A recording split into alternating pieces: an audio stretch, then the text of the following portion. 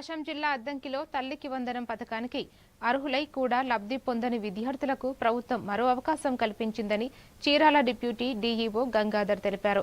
August 3 లోపు అవసరమైన ఆధారాలతో గ్రీవెన్స్ దరఖాస్తు చేసుకోవాలని సూచించారు.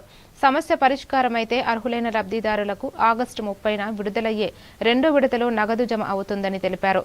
ప్రతి అర్హత ఉన్న విద్యార్థికి పథకం అందేలా ప్రధానోపాధ్యాయులు ప్రత్యేక శ్రద్ధ తీసుకోవాలని కోరారు.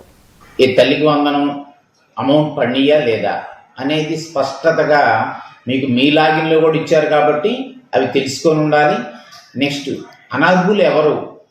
అనర్హుల జాబితాలో ప్రతి విద్యార్థి యొక్క తల్లిదండ్రులని స్కూల్కి పిలిపించి వాటికి గల కారణాలు ఇవి నీకు సరైనవేనా లేదా అనేది కూడా తెలుసుకొని వాటికి సంబంధించి నిజంగా వాళ్ళు ఇచ్చిన కారణం కనుక వాళ్ళకి సరిపోకపోతే వెంటనే గ్రీవెన్స్ పెట్టించి మనం సంబంధిత సచివాలయం దగ్గరికి పంపించి మనము ఆ పేరెంట్తో మాట్లాడి సలహా ఇచ్చి పంపించాలి. ఇది తప్పనిసరిగా పంపించాలి. అలానే అర్హులై ఉండి ఒకవేళ అమౌంట్ పడకపోతే ఎందుకు పడలేదు, మరి మీకు విషయం తెలియకపోతే నీకు సంబంధిత నీకు సచివాలయం వెల్ఫేర్ అసిస్టెంట్ తోటి మాట్లాడాలి.